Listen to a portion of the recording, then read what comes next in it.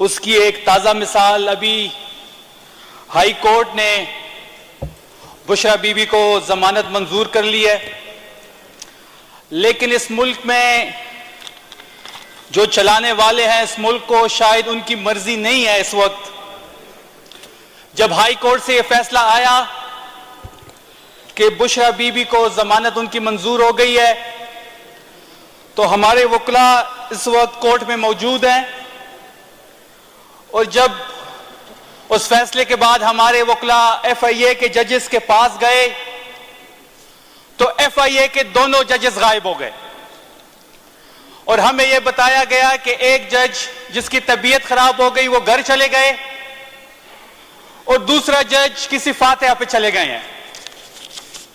उसके बाद पार्टी वकला जो ड्यूटी पे मौजूद जज थे उनके पास गए और उनसे साइन करने का कहा तो वो भी गायब हो गए।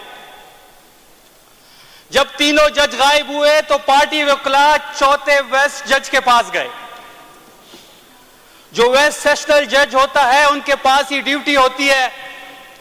उन्होंने मचलकों पे रिहाई पे साइन करने से इनकार कर दिया। अब ये हमें क्या पैगाम दिया जा रहा है? पैगाम ये दिया जा रहा है कि इस मुल्क में ना अदालतें आजाद हैं, इस मुल्क में ना ये मुल्क कानून और आईन के मुताबिक चलेगा। ये मुल्क अगर चलेगा तो उन रियासती इदारों के मशरान की मर्जी से चलेगा जिसकी जंग हम लड़ रहे हैं सिविल सुप्रीमेसी के। इंशाल्लाह हमारे जज सुबह दोबारा पेश होंगे। हम कानून और आईन के मुताबिक चलना चाहते हैं। हमें ना मजबूर किया जाए कि हम वो रास्ता अपना ले कि जो रास्ता जंग की तरफ जाता हो। ये जंग हमारे ऊपर मुसल्लत करने की कोशिश की जा रही है।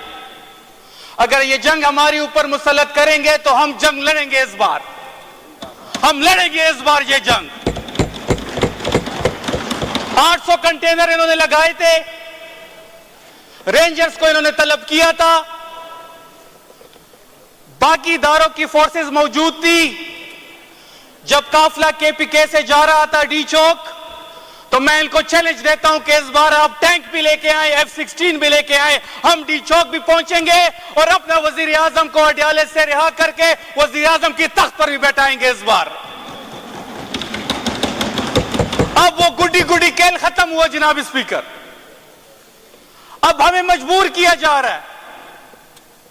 जब हम आगे बढ़ते हैं जहां पे KPK की हुदूद खत्म होती है वहां पे खंदक की कोड दी जाती है, वहां पे कंटेनर खड़े कर दिए जाते हैं और उस दिन से डरे कि जब हम अपने एरिया में खंदक की कोड एक कंटेनर खड़ी करें और हम आपको कहें कि आपने इधर नहीं आना, उस दिन से डरें। हम हर चीज कानून और आईन के मुताबिक करना चाहते हैं, लेकिन हमें बार बार यह पैगाम दिया जा रहा है कि यह मुल्क उनकी मर्जी के मुताबिक चलेगा। लेकिन यह मुल्क अडयाला में बंद उस कैदी के सुपरविजन के मुताबिक चलेगा जो इस वक्त करोड़ों अवाम दिलों की धड़कन उसके साथ धड़कती है। हम इंशाल्लाह ये जो कार्रवाई पिछली रात को डाली गई है, अब दूसरा ये मजाक बन गया है कि जब भी ये कार्रवाई डालते हैं तो रात की तारीकी में डालते हैं और रात की तारीकी में सिर्फ डकैती होती है। हमारी गवर्नमेंट खत्म की गई 9 अप्रैल की रात को, रात की तारीकी में खत्म की गई। जो भी कार्रवाई इन्होंने डालनी होती है रात की तारीकी में डालते हैं। 26वीं अमेंडमेंट हुई, इस मुल्क के पे जमहूरियत पे शब खून मारा गया। आप पूरी दुनिया की तारीख उठाएं जनाब स्पीकर, किस मुल्क में ऐसा होता है कि किसी मुल्क की भी जुडिशरी वहां की हुकूमत मुंतखब करेगी? मतलब ये बात तो ऐसी हुई बड़ी सादा सी कि मैं केस करता हूं, मुझ पे पर्चा काट दिया जाता है, जब मुझे पुलिस गिरफ्तार ले जाती है गिरफ्तार करके, और मैं फिर अपने मर्जी का SHO लगाता हूं उस इन्वेस्टिगेशन के लिए। जब मैं अपनी मर्जी का इन्वेस्टिगेशन के लिए SHO लेके आता हूं, क्या वो खाक इंसाफ करेगा? तो हुकूमत अब जो भी करे वो अपने जजेस लगाएगी, और तो क्या वो जज जो हुकूमत का लगाया होगा वो खाक इंसाफ करेगा। हुकूमत की जो भी ज़ाब्तियां होंगी। और 26वीं अमेंडमेंट में मुझे बड़ी अफसोस के साथ ये बात कहनी पड़ रही है कि सेनेट में एक बंदा उठता है जिसने सिर्फ सेनेट की सीट के लिए अपनी डोमिसाइल चेंज किया। उसकी एक लेगेसी थी 100 साल, बादशाह खान की एक लेगेसी थी, लीडर थे, हम सब मानते हैं। उसने अपने अबाओ अजदाद की जो इज्जत थी वो खाक में मिला दी। सिर्फ एक सेनेट की सीट के लिए उसने केपीके का डोमिसाइल चेंज करके बलूचिस्तान का डोमिसाइल बनाया। और उसके ऊपर कुछ दिन पहले तक वो एंटी एस्टेब्लिशमेंट का बयानिया जो था वो बना रहा था, फौज के खिलाफ बात कर रहा था। हम ये नहीं कहते कि फौज के खिलाफ बात करें, अपने इदारों के साथ खड़े हों, अच्छी बात है। लेकिन अचानक ऐसा क्या हुआ कि रातों रात उसने अपनी कीमत लगाई और फिर वो शख्स उठ के बानी पीटीआई का नाम लेता है। उसके मुंह से भी बानी पीटीआई का नाम लेना अच्छा नहीं लगता। ये वो बंदा है जिसको इमरान खान ने अपने घर में घुस के मारा है, अपने घर में उसको इलेक्शन की में हराया है। और मैं अभी भी कहता हूं कि आए मुकाबला करें मैदान में। वो पश्तो में कहते हैं राशा मैदानी शाह, राशा मैदानी शाह से पता दे लगी। और आपके मुकाबले में हम तहरीक इंसाफ का एक अदना वर्कर खड़ा करेंगे। आपकी औकात काउंसलर बनने की है नहीं। आपने डोमिसाइल चेंज करके बलूचिस्तान से सेनेटर बने, जिसने बनाया सबको पता। फिर आपने एक बयानिया बनाया एंटी एस्टेब्लिशमेंट वाला, रातों रात अपनी कीमत लगाई। और हमें पता है कि आपने कितने पैसे लेके 26वीं अमेंडमेंट में अपने आप को कितने में बेचा, हम सब पता है, ये सबको पता है। निसार साहब हमारी कुलीग है, रोज उठते हैं, वो हुकूमत पे तनकीद करते हैं। वो खुद कहते हैं कि हम एंटी एस्टेब्लिशमेंट, उनका बयानिया एंटी एस्टेब्लिशमेंट का था। एंटी एस्टेब्लिशमेंट के बयानिए की वजह से वो यहां पे आए। उनकी पार्टी जो है वो एस्टेब्लिशमेंट की गोद में बैठ गई। ये वही लोग हैं जिन्होंने 80,000 पख्तूनों को बेचा।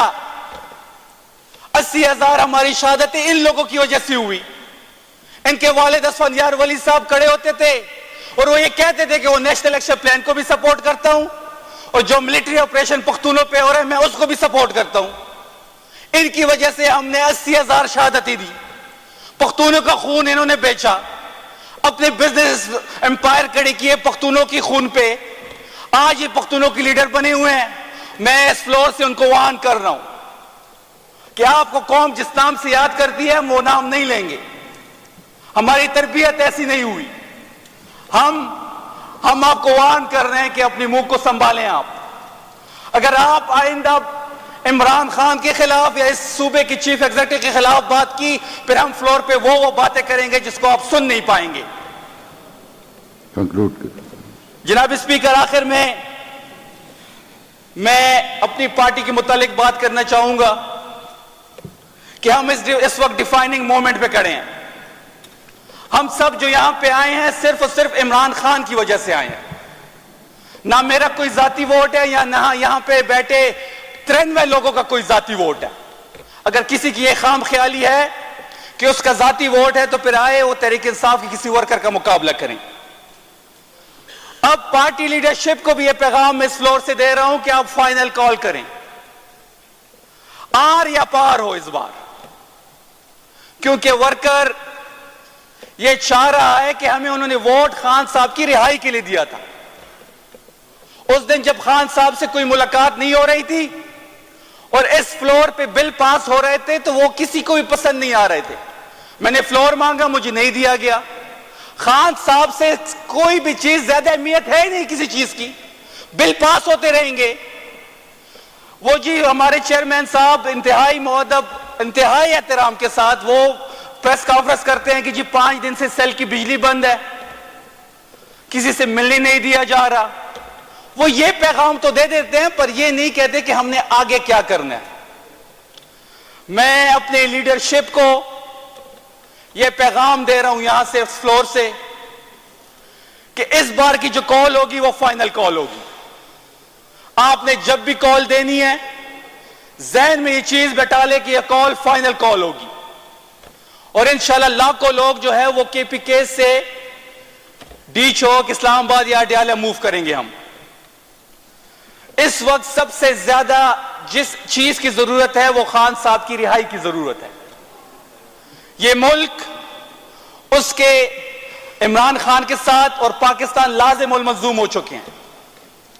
उनकी रिहाई के बगैर ना इस मुल्क में इस्तेकाम आ सकता है, ना तरक्की हो सकती है, ना अमन आ सकता है, क्योंकि इस्तेकाम और तरक्की की चाबी अडयाला के बंद कैदी के जेब में पड़ी है।